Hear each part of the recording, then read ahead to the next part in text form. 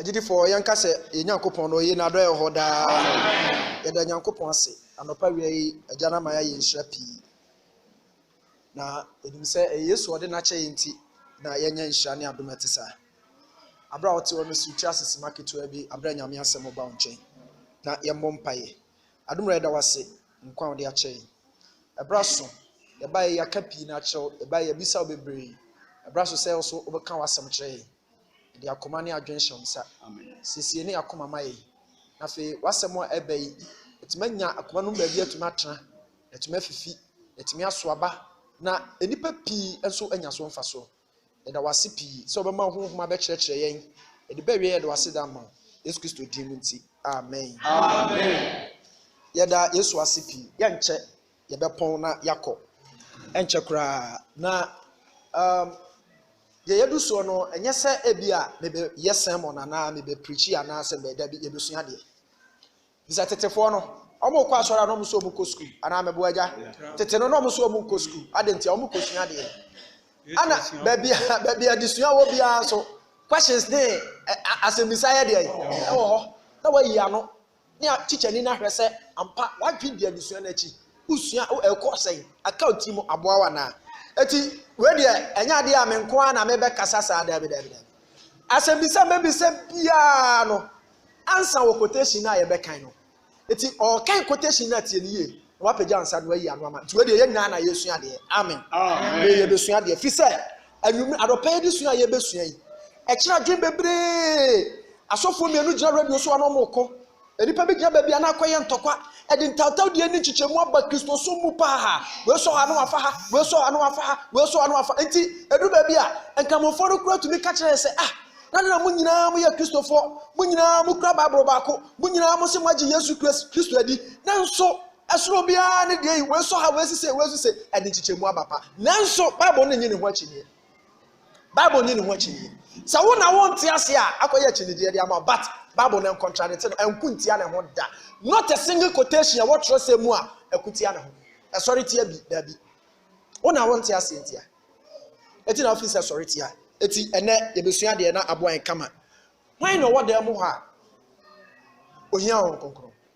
ope ho konkron ope se nyame ma ne ho konkron pejansa obi a ope se nyame ma ho konkron pejansa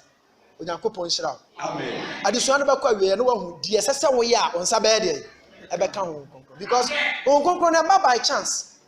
onyame ka che suafo no so mo ntwen omo ye bibi so man twan ka ho hom ne bai so man twan ka beba nkema omo twen ansa na eba eti ansa no nsa beka ho konkron ni se wo ye bibi na atumi abo ye papa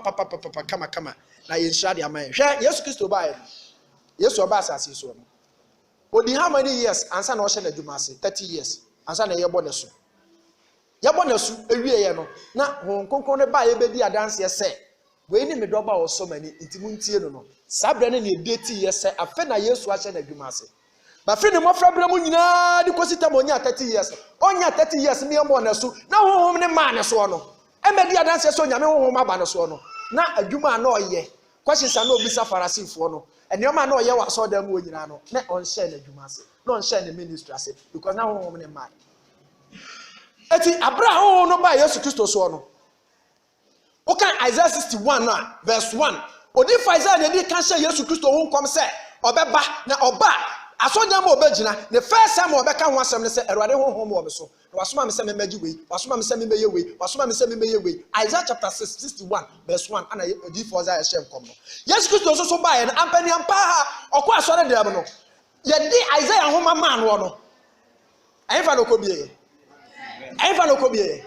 Isaiah ho mama no kobie e di Isaiah book so the Bible satam ne odi for no book bebla ya bobo ho by the odi for Isaiah ho mama ne share ne se said ye be ya nkom share na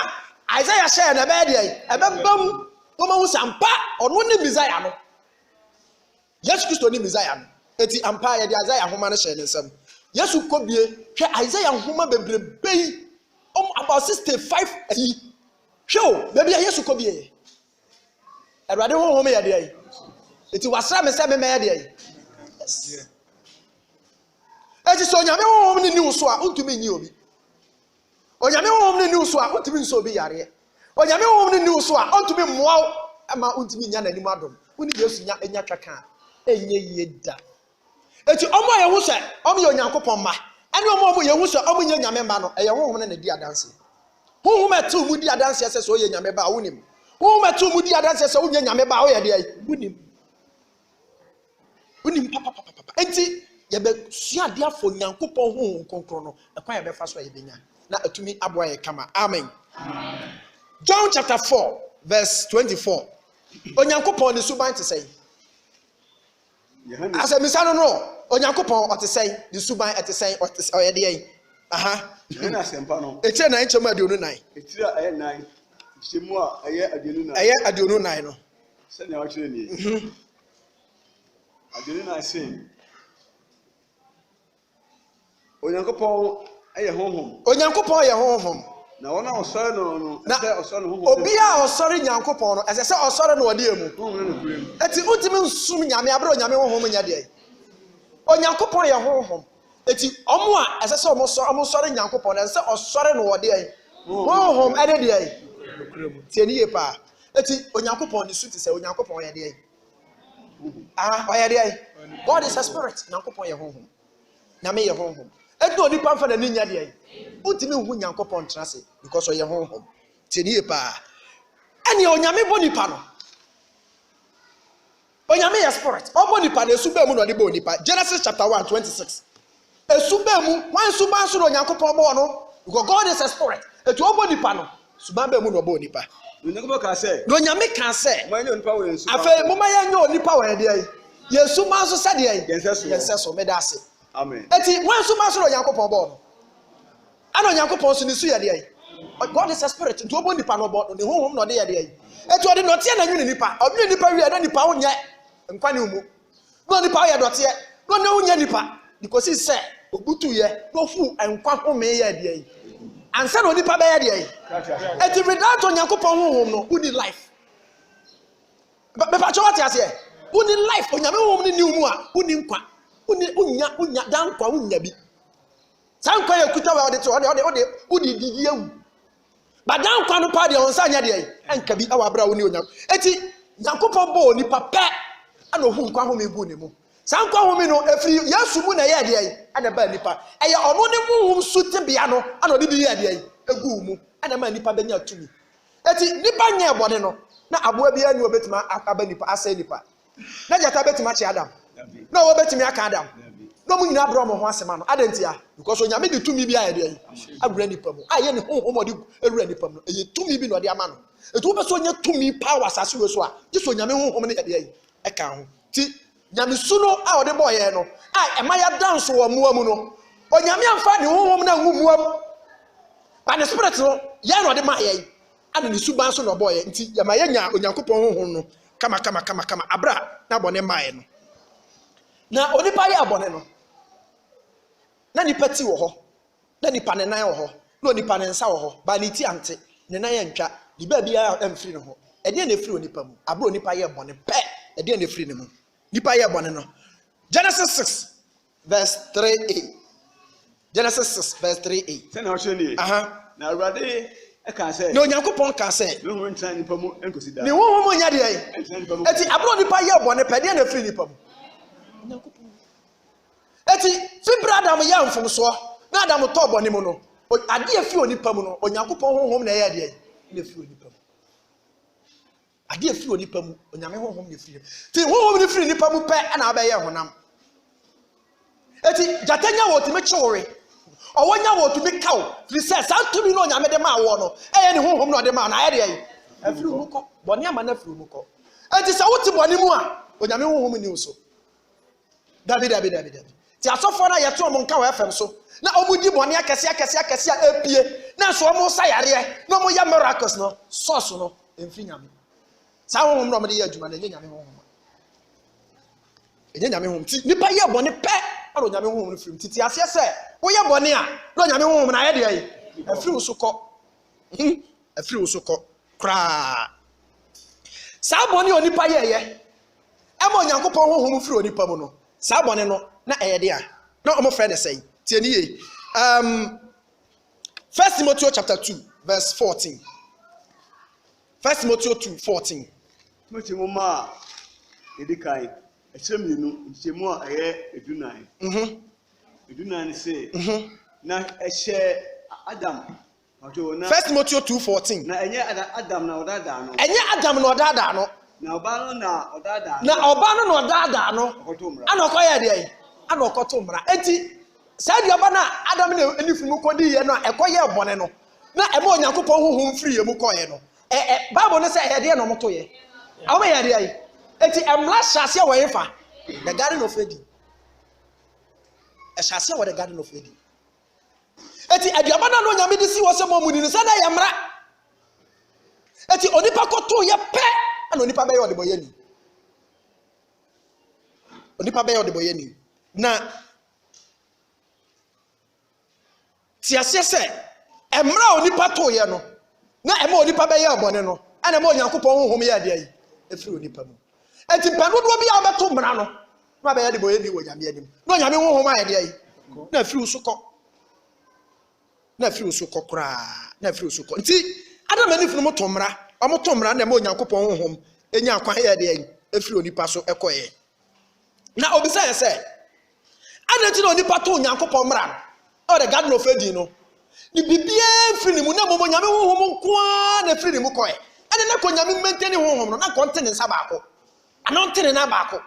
But onyame anya saade no. Ade firi onipa mu ayo Onyankopon honhom na firi ni mu. Ade ntia ana onipa koto mra na Onyankopon honhom na firi ni mu koye. Romans chapter 7 verse 14.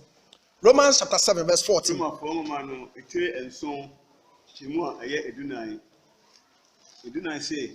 na yedum se emra no ye honhom ade. Nko. To aso yenim se emra na ye honhom ade.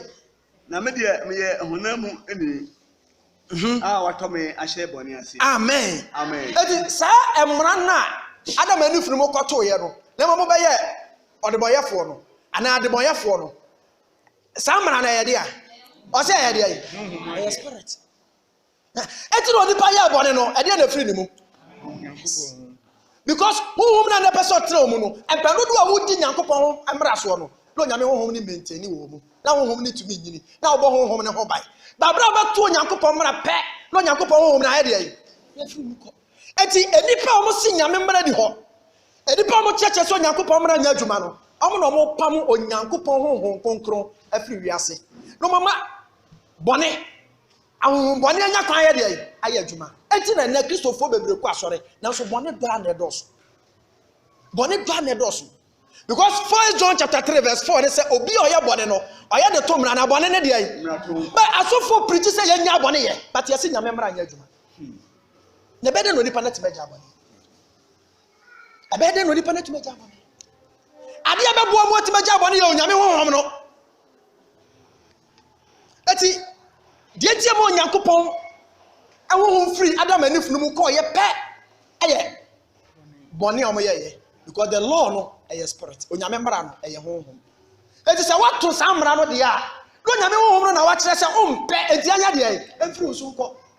eluti na no ne ko ye no. Eti abra Adam ani funu mo the Garden of Eden no na omo nkwati aduaba ne bi niye na omo nkwati onyame mra no no nyame honhom da so wo so na mo anyina akoto wo na mo anya abro mo ho ase na mo anyina asho mase but abro mo to sa nyame mra no pe ana nyame honhom ne firi wo so ko ye afedie jatanya Adam na oba no so owonya Adam na oba no so abo bi anya Adam na oba no so adantia because wa brenase oni tumi biem oni ahoden biem because onyame honhom na firi ne mu ko. Eti uyo Kristo na person ye more powerful. Na person to be tina ti so nyame honhom ne ye de ayi ati mu na obenya nyame honhom no so a ne mra na obedi so no ana maintain wo mu kama na atumi aboa. Eti se otuo na otutu nyame mra na afa nyame mra nya adwuma onyame honhom na opam afiri wo no because the law is a spirit. Onyankopon mra no eye honhom. Eye honhom papa enya honam mu ade kra. Na God is a spirit. Onyame ye honhom. Sa mra nsam du no. Why not try? Na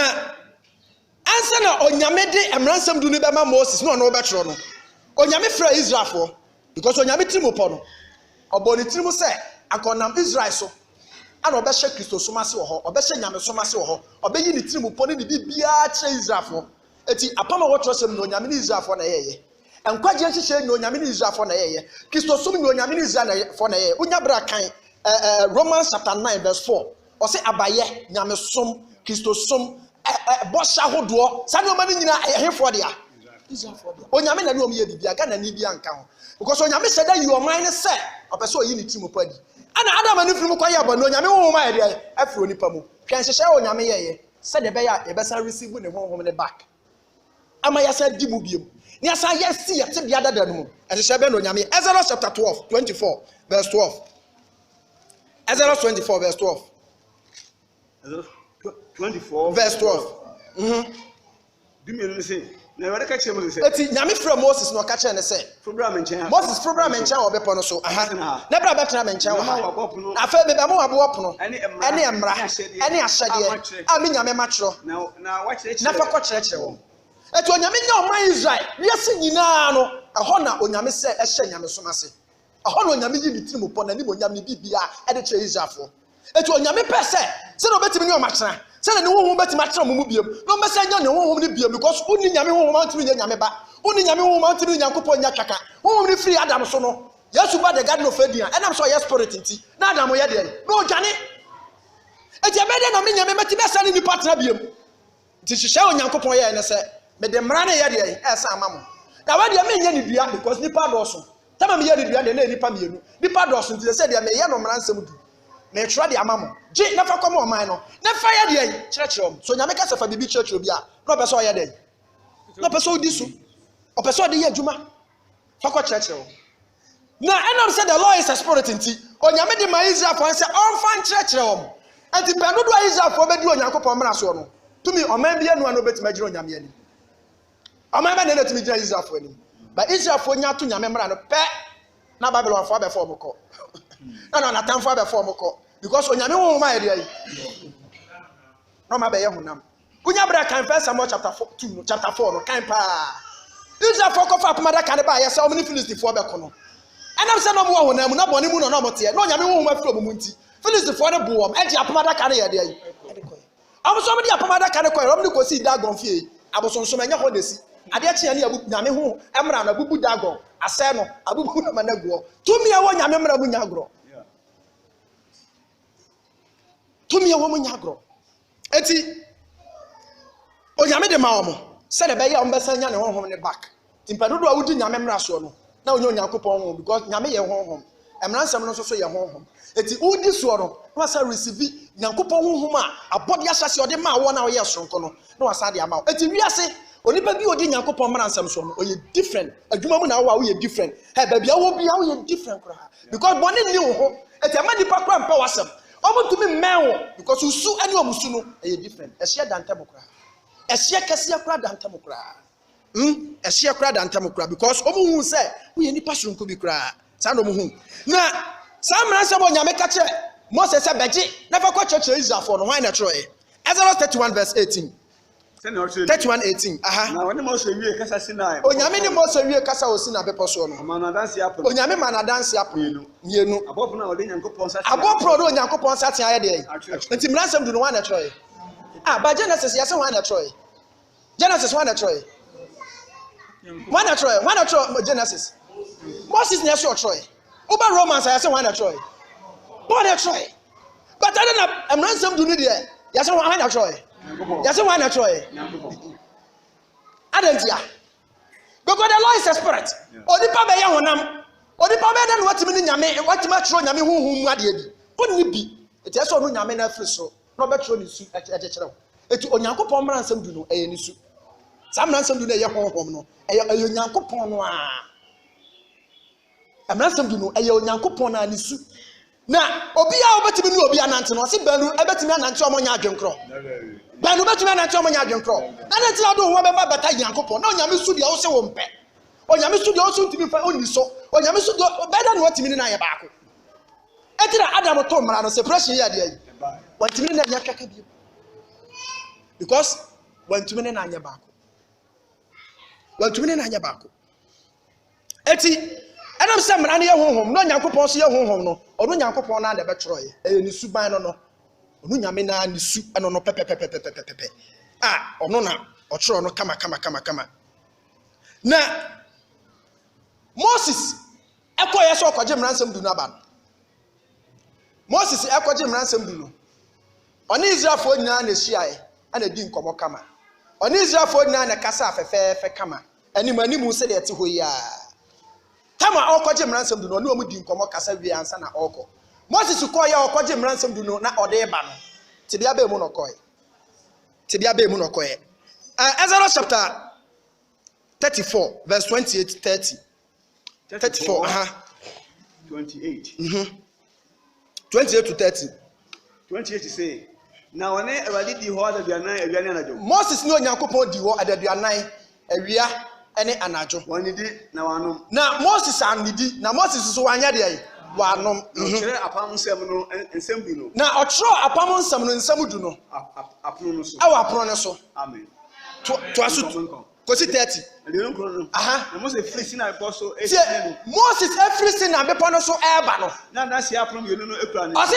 adansi aprom yenu na ɛyɛ de ayi na ekura no na ofiri pɔ no so esane na Moses firi bepɔ no so sane yɛ no Moses enim sɛ ɔne Awurade ɛkasa ayi Moses deɛ no onim sɛ ɔne Awurade kɔ kasa ayi nti na anim ayɛ de ayi ahyerɛn na ɛna ɔne Israelfoɔ no nyinaa hunu Moses no eti Aaron ɛne Israelfoɔ no nyinaa hu yɛ Moses no na hwɛ na anim wedi ahyerɛn Moses anim wedi ahyerɛn na osuro sɛ na ɔmo suro sɛ ɔmbɛbɛ dɛn ɔmbɛbɛn no eti ɔmo ne Moses bɛkasa na ɔmo de nkatanim Moses de nkatanim ayɛ de ayi nanso abere ɔnkɔgye mmara ne maayɛ no ɔnyɛ ne ɔmo na di nkɔmɔ ɔnyɛ ne ɔmo na kasa yɛ ba ɔkɔyɛ ɔkɔgye mmara na aba no mmara nsɛm na ekura ne nti na Moses ne wayɛ de ayi ɔmo asesa na numere de ayɛ de ayi asesa na ne te de ayɛ de ayi na asesa na Israelfoɔ ne ntumi nya de ayi ɛmbɛn no adantia honhom na because the law mmara ne ekura ne ntia ɔkɔ na mmara bi nkura ne nti na ɔyɛ flesh ba ɔba na mmara kura no mmara na ekura ne nti na numere de asesa ne te bi nyinaa asesa Moses asesa eti sɛ wopɛ sɛ wo sesa wopɛ sɛ wo kyanyi wopɛ sɛ abrabɔ yɛ foforɔ na wani Nyankopɔn mmara so a wotumi nsesa wotumi nkyanyi am yɛnyɛ yi wɔn wɔ bi ɔbɔ adwama no yɛ so asesa da wɔn wɔ bi ɔdi ewu yɛ so asesa da wɔn wɔ bi ɔbɔ korɔ no watumi asesa da dabi eti yɛbɛka sɛ obi ayɛ abɔdeɛ foforɔ a wafiri mmara to mu ana sɛ wabɛdi mmara so ana wabɛyɛ abɔdeɛ foforɔ amen ana wabɛyɛ abɔdeɛ foforɔ abusuafoɔ mepɛ sɛ wote nneɔma se yie papapapa because hwɛ bonsam agyina sadeɛ wei so ɛsɛ nyame anim onyam ɛma nipa bebrebe yira akwati Nyankopɔn mmara yira nipa pii ti mepɛ sɛ metwe wadwen si nneɔma bi so na wote aseɛ papapapa ti Moses ɔkɔgye baeɛ no ne suban sesae na nim redeɛ nyinaa sesae na Israelfoɔ no ɛntumi nyina n'anim eti sɛ ɔpɛ sɛ ɔsesa osuban bɛtumi asesa gye sɛ odi Nyankopɔn mmara so eti Matthew 19 akɔde kɔ Yesu ɔno sɛ Yesu magye wadi mehwɛ nsɛnkyɛnne ne nwawade a wayɛ nyina me magye wadi but kyerɛ me ade pa menya mɛyɛ deɛ menya daa nkwa asɛm na Yesu ka kyerɛ me kɔne kɔdi Nyankopɔn mmara so ɛbsɛ amena no na nkwa ne wo tie ne yɛ pa Yesu de ne mogya ne gyew no wagyew etu de ne mogya ne gyew de a woba ne nkyɛn foforɔ yi deɛ woni ahoɔde a bɛtumi adi nyame mmara so woni tumi a bɛtumi agya abɔ ne yɛ etu de n'adom no bɛdom na de ayɛ deɛ wo de aba wo bɛdu ne nkyɛn wie na de ne mogya ne te ho wie a afɛ wakyerɛ sɛ kɔdi nyame mmara so eti sese ya yɛba Yesu nkyɛn deɛ ehia yɛ trene ehia onuma ehia wahoɔden ana Yesu Kristo de bɛgyew pati ase ɛne ɔba na wagyew na mo medu Onyankopɔn atemmuo mo bɛgye Yesu di na bɛdu nyame atemmuo mu dia onuma na bɛgyew nkwa mati na mepɛ sɛ me kyerɛ ase woba Yesu nkyɛn foforɔ deɛ ɛnyɛ onuma because woni ahoɔden a bɛtumi de agya abɔ ne yɛ gye sɛ waba Yesu ɔno aboa wo etu woba deɛ ɛnyɛ onuma na mo ba Yesu nkyɛn na ɔbɛgye wie a afɛ no bɛma power tumi sɛ ɔbɛtumi adi nyame mmara so na ama ate wo ho na wabɛyɛ abɔdeɛ foforɔ na wabɛyɛ nipa foforɔ koraa sɛ woama wo kwan ma Yesu anyɛ sɛ adwuma no ama wo deɛ a atemmuo mu no onwuma ana bɛgye wo nkwa ɛhɔ de adom nyɛ adwuma ɛyɛ onwuma ana bɛgye wo nkwa eti ade Onyankopɔn de siesie yɛn ade Onyame de wa yɛ firi yɛ bɔne ho ɛyɛ Onyankopɔn mmara nsɛm duru nti na ɔse obi a ɔto mmara no ɔyɛ de boyeni na obi a ɔdi mmara so no ɔyɛ ɔtenini simple mathematics ana meboa obi a ɔto mmara no yɛ de boyeni ana obi a ɔdi mmara so yɛ de ayi eti wo ka kyerɛ me sɛ Yesu abewu eti Yesu abewu yɛ no obewu ma abɔne eti sɛ no Yesu abeyi bɔne nyinaa firi hɔ sɛ ɔbɔ adwama anyɛ bɔne ɔbɔ korɔ no anyɛ bɔne wodi awu anyɛ bɔne asɔre bi kyerɛkyerɛ saa sɛ onyagye Yesu Kristo di wie no ano no bɔne biara ni hɔ because Yesu abewu ama wo bɔne a wo wani mu a wayɛ ne nyinaa wabewu ama wo tubo gama yo bokro no Yesu awu ama panya beji na dini de no ano no sa na tie sa na tie dabi ana na Yesu Kristo moja na amayi boni amfiri ho na mo beje wo firi boni mu wati ase Yesu moja na amayi boni amfiri ho se beyi boni firi ho de a ana na hwan ni odiboye ni biem ba Yesu moja na amayi boni amfiri ho na mo beje oni pa ya de ai afiri boni mu ba edo baba ne ma ya to so mienu no sa bre no ana obeyi boni afiri ho because boni ne bonsam ti Yesu ba no wa mese no oso be se ne nyuma 1 John o kan ya 3:8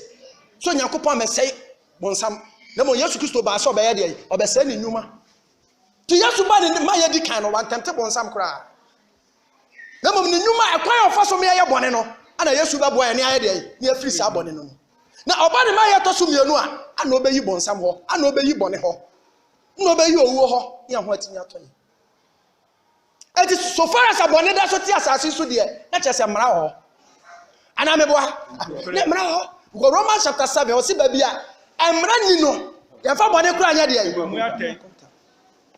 ba minima so de wa asase we so obi bo adwaman a ya se wa ya de papa mo ni abo wa baso aso de bi wo ha sa ya de no hu se adwaman mo ye bone ede no hu se adwaman mo ye bone abro se mra ni hoyi aya de na sa hu se adwaman mo ye bone nti nyame se wo bo adwaman ya yentu abra wo se mra ni ho mra na tu emra na tu no hwe nipadia yo nyame abo ye kura mra bata ho wani mfi wa haba akura mra bata ho na ati fufuo de awura ne hwinimu da obetuma ti fufuo awura hwinimu asanfa gu awura hwinimu emra bata ho kire se u be didi afa awura wanu o ho me mfra ma atwe fa hwinimu emra bata oni padia amen atu be de no watima yi nyamra firi ho you can't ana wo yi mra firi ho a onyankopon ni ho because ohene bia ne tumi ne dai o pasante hene bra na mra ase so ya ohene bi mu a onyo ohene ati sa uka so onyankopon emra ni ho a na dia dance ye se onyankopon so onya dai because onyankopon ne mra no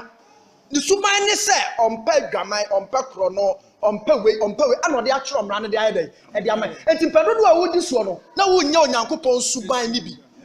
ati wani nyame mra so obede ne wanya nyame su osoro so nyame su ne de ko ho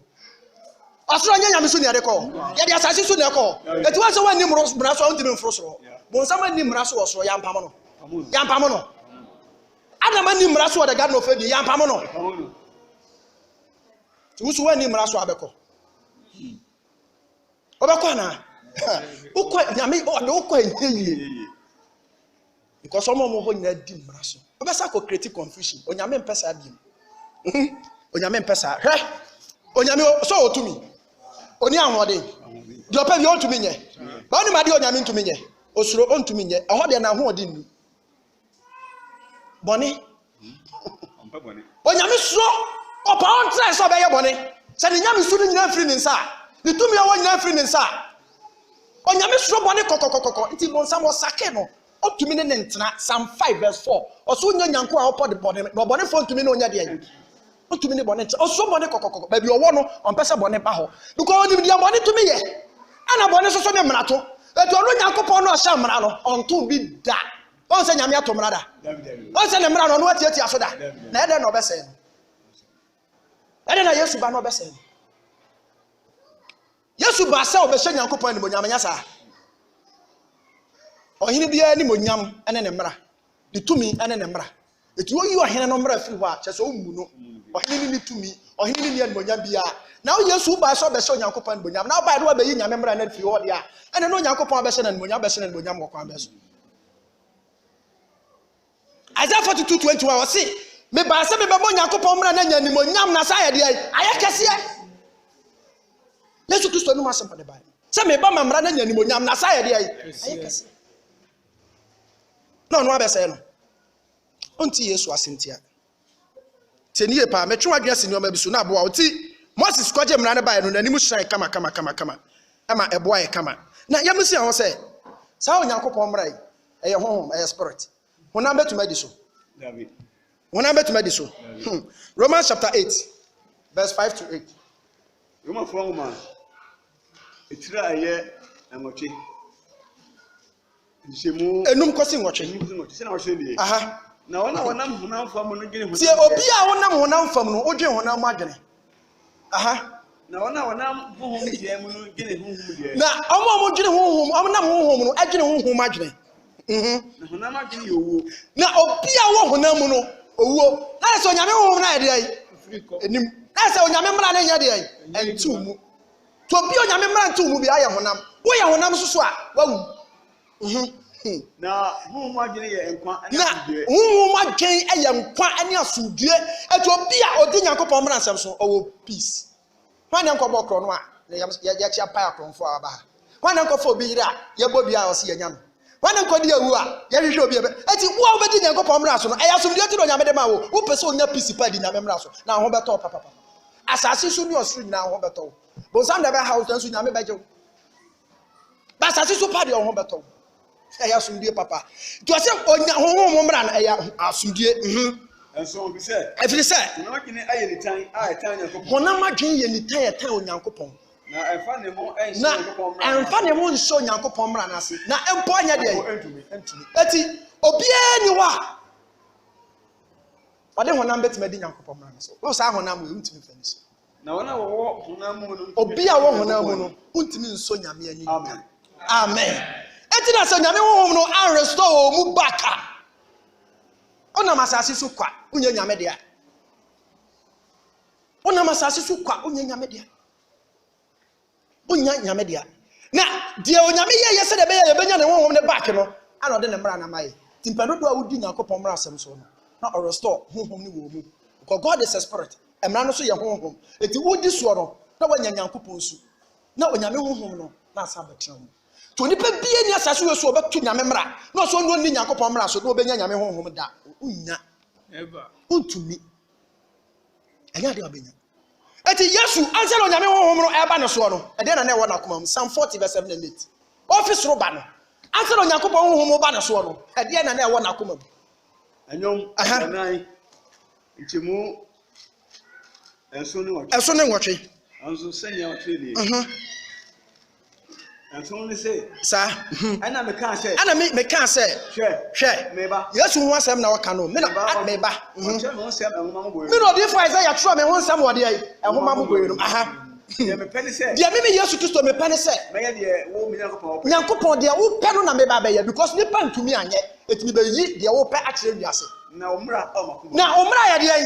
eti Yesu Kristo ba na de na hye na akoma Nyankopɔn ansa na onyame honhom no tumi ba no office ro ba na mra no na akoma ana ode ko hye Mary mu mi akwo no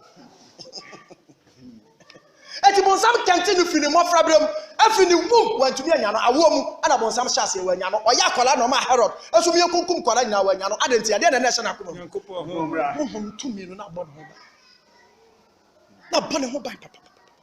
eti Yesu Kristo ba ni nyansam no ana owu se no ade to be bua me ma me nya nyame honhom ayo Nyankopɔn mra na ewo mi mu no eti me nso so awiye brem ni Israel fie be pam apam foforo apam be no ne ye pam ye Hebrews 10:16 apam be no ne ye pam ye Hebrew for 10:16 itira eye edu no Hebrews 10:16 say yeni apam anano chi me ne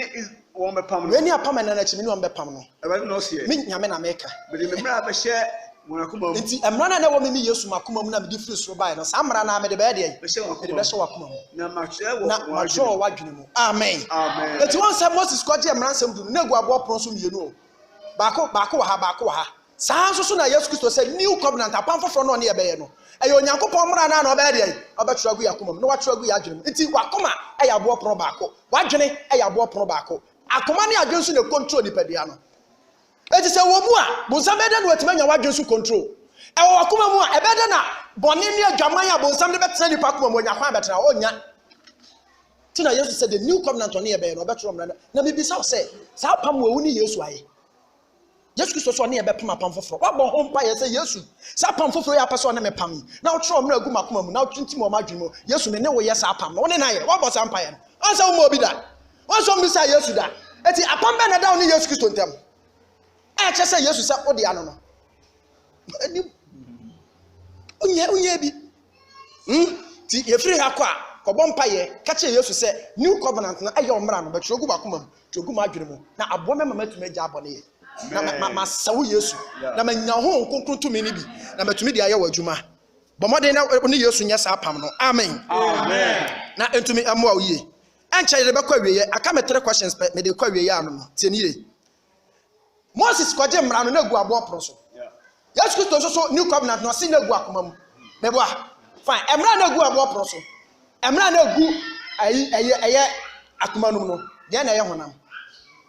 mmara nsɛm du na gu aboɔ poro so a Onyankopɔn na de ne nsa kyerɛ yɛ a Paul sɛ ɛyɛ honhom no ɛde deɛ mmara nsɛm du na Yesu Kristo bɛkyerɛ gu ɛyɛ yakoma mu no ne mmienu no saa mmara nsɛm du wei mmara nsɛm du wei deɛ na ɛyɛ honam emu mmienu deɛ Romans chapter 2:8 verse 2 Romans chapter 8 verse 2 to 4 ama no ɛkyerɛ yɛ anwɔtwe emu mmienu ne sɛ na Kristo Yesu mu ɛnkwa honhom mmra Yesu Kristo ɛnkwa honhom mmra no agyeme afiri bɔne ɛne owuo mmra no mu Yesu ne nkwa honhom mmra no agyeme afiri bɔne ne owuo deɛ mmra no mu to aso na deɛ mmra no antumi anyɔ na deɛ mmra no ntumi anyɛ ɛnam sɛ honam ma no yɛ mmra no ɛnam sɛ honam ɛma no yɛ mmra nti Onyame soma ɔno ara ne ba bɔne honam suba mu wɔde honam suba mu ɛne bɔne nti ne yɛyɛ bɔne nti na ɔde bu bɔne no fɔ ana ɔde bɛbu bɔne a Adam yɛ ne nyinaa ho fɔ Yesu de ne mogya no ɛbɛbu Adam bɔne a wayɛ no ho fɔ ɛde ma yɛ sɛ mmara no sɛntere sɛ mmara no sɛntere ne nya deɛ because Onyame de mmara no si hɔ sɛ nka Adam ni so na ka ɔnyɛ tere ne ni daa ana Adam antumi ani so na ɔbɛyɛ de bɔyɛ ni ana wasoma de ba Yesu aba sɛ Yesu Kristo mewu ma saa bɔne Adam yɛyɛ no na mmara no deɛ na mmara no hwehwɛ sɛ Onyame asɛntere ne mmara mu deɛ ne Nyankopɔn nya twaka Onyame wo nkɔ so ntra mu no Yesu bɛwu yɛ sɛ saa deɛ ne nya dɛn ɛnkɔ so nyina hɔ na Yesu wuo no na bɛyi Onyankopɔn mmara fi hɔ ɛnyɛ ne wuo no kora de ɛbɛma Onyame mmara de yɛte mɛde so yie ɛnyɛ Yesu wuo no ma na ɛbɛma yɛde so yie sɛ Yesu abɛwu sɛ Onyankopɔn mmara na sɛntere ne nya dɛn yɛka sɛ biribi asɛntere ne mmara mu a na kyɛ sɛ ifa yɛ adwuma di so na ɔno Yesu bɛwu yɛ a ɔsɛ wayi mmara no fi hɔ da bi o Yesu ankasa na ɛbɛpam yɛbɛto yɛbɔ ɔsɛ akyerɛkyerɛ nneɛma bebree mu na Kristofoɔ ate ase enti honam mmara na egu abɔ poro so mmara na egu ɛyɛ akoma mu no ne mmienu deɛ na ɛyɛ honam ebi anu ɛyɛ honam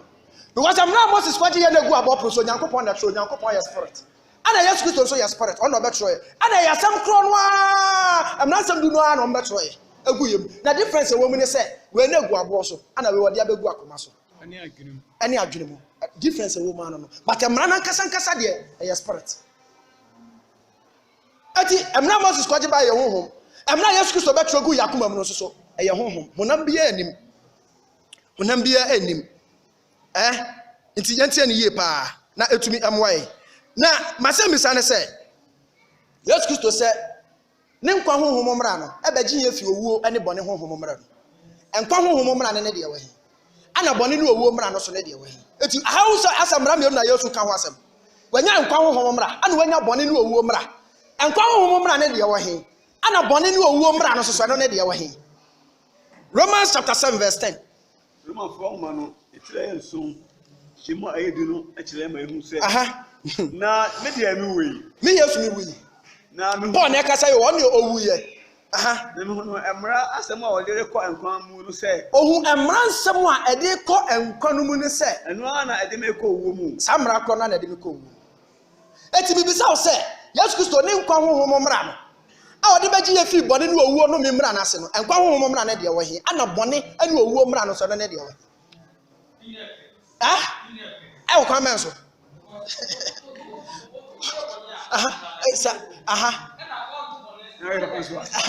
very good amen eti Yesu asɛm ɔka sɛ nkwa honhom mmara no bɛgye yɛ fi owuo bɔne ne owuo mmara no mu no ɛyɛ mmara baako na ɔka ho asɛm wogye Nyankopɔn mmara no so abɛnya nkwa wotu Nyankopɔn mmara no abɛyɛ deɛ wobɛwu wonya da nkwa eti nya mmara mmienu na Yesu ka ho asɛm da baako no a Adam antumi ani baako so nti na ɔde ɛno yɛ owuo mmara ɛnam sɛ wantumi ani so nti saa Nyankopɔn mmara na bɛyɛ owuo de ama wo ba Yesu ba yɛ no bɛdi so no mmara na bɛyɛ nkwa ma wo eti sɛ wobɛgye Yesu Kristo di a no wapawa wo no wet me di nyame mra no so na emra na be ye nkwa e de ama because nyame de mra ne ma ye se aka ye nya dan nkwa me bo a dia no dis get the kind of fedi nyame nya dan nkwa pe no do adam di su nyana ne nkwa ye de na ware ka ntwamu da okoto mra no pe ana onipa nkwa so ye de e free ho dan nkwa free ho ma ye na Yesu Kristo ba ya be di mra no so se de be ye obesan age dan nkwa de ama ye bi e tu pe dan nkwa na oto nyame mra yi o pe dan nkwa na so Onyankopon mra ni wo o pe dan nkwa na utie tie Onyankopon mra asem so no ayasemo Romans 2:28 say mo amohoaho mo mra mu na mra to so do Onyankopon ni aye de to bi a wotu Onyankopon mra ugu nyame ani mo ase o Kristo ni kobo adwama a ogu nyame ani mo ase o Kristo ni kobo kro no a ogu nyame ani mo ase timpa no do a wotu nyame mra no ugu nyame ani mo ase to be so hye nyame ani mo nyam a di nyame mra so na nya nyom to nya ye ne correction akese na ode hye nyame ani mo nyam kan ye ka si sika na di enya no na ade hye nya no nya nyam ode hye nyame ani mo nyam obi a wahye nyame ani mo nyam ni obi a watime di bone so cause ade time wo nyame ani mkra ye bone to di nyame mra so a wahye nyame ani mo nyam papa ya fa nkwa wiye the last question we dey kwa wiye so bi baji Yesu di a obeye honhom mu ni ne bo a Bible no so say ye de honhom ade ye de ototo honhom ade ho to bi oye honhom mu ni bia no wabeji Yesu Kristo di a wabeye honhom mu ni so Nyankopon bebu saafo na ten a ode de na bebu o maten na adentia James chapter 2 verse 12 Yakobo echemienu nchemu a eyedumienu echemienu nchemu edumienu Monka saa na monyo saa saa se ona wonam adehidie emra so bebu se ona wonam adehidie the royal law adehidie because God onyame no ya dehye bomo mo na betina ba Yesu mu no abaye odehye no se wonam adehidie mra so eti ya wadehidie mra ene wo ya hemfu yi a omo nya adehye so omo so wo mra oman mu omo nya adehye omo so wo mra e no da nchen kra ene wo adehidie mra efiri so Nyankopon na nkasa etwerɛ Monka sa na monam anya sa se wonam adehidie mra so baye de eti obi a ye honhom ni bia no na obeji Yesu Kristo adi no ade Onyankopon de bebu watan no aye de because the law is a spirit ana also so beji Yesu di obaye honhom ni ti ade Onyankopon de behu se wo ye honhom ni pa no ene mra to de beto to ho kama se odi so de a ene ampa wo ye honhom ni wo ye honhom ni eti obi a onye Yesu Kristo ni ye no investigative judgment e koso won ka ho ko Psalm 1 kire se odeboye ni bia nyina tembuo mu onyame ni time Yesu ni time kwa so ba hwehwem na mo mo obaji Yesu adi no waka obone na bone na koduru so no ana Yesu ye ko adwuma ma na o hwehwem se obaye obetumi agyew ti no se atembuo be hya se afiri fa be hya se afiri na de onyame di bebu ya tan na mra because the law is a spirit omo mu gusuro na ye honhomfo ahohomfo nko an gusuro tu betumi akọ ho a wo ye honam na wakọtena ho eti de be ya betumi mo duru honhom no onyame mra na odi bedu obu na obedi so no na so abaye te so omo a pepepe na watimi ni o ma ye de yi atena e wo soro ti wanya ne sa wuntumi John 4:23 Yakobo tire na John 4:23 ene nipa bebre kura honhom de ye adwuma ba ye nyame de no Adonu nine no adonu miensa aha adonu miensa se o se dai na ebre no ba tie Yesu Kristo se ebre no eba na adu pa se no kra sorefo sorry tie o no kra sorefo no kre na se ya wa sorefo bi o mo nya no kwafo ene ya wa sorefo bi o mo ya no kre no kra sorefo ne hwan na se ya wa sore bi anya no kra sore ene ya wa sore bi anya no kra sore na no kra sorefo be sore agya no wode ayi awo honhom ne de ayi the law is a spirit eti aya asorefo a omudi Nyankopon mara se no no sore no sa na omo sore ne sa no ana omo ye de agya ne ye de ayi to bi kwa obi ye miracle titi emani patiti gu ba otu nyame mara asore ne church to Nyankopon mara eye asafo kronkron eye onyame asafo source ne mfiri nyame because bon sam cry and senchene nye senchene na kire se asore we nyame asore anodifo we firi nyame anoso dabi bon sam ye senchene Pharaoh de pomato we dane sen ayi owo Moses de pomato we dane owo eti se Moses de na amene we aka hwan na owo tumi ko bi anya senchene ko bi anya hwanwade eti hwan de na ne ka firi nyame sɛ Moses wɔ wɔn a mene wei aka ho adeɛ na efiri nya ti mu a mo gyina nsɛnkyerɛnne so ɛde kyerɛ sɛ ɔsɔfo wɔ afiri nyame onyame na afrɛ no onyame na asoma no brada nya no korɛ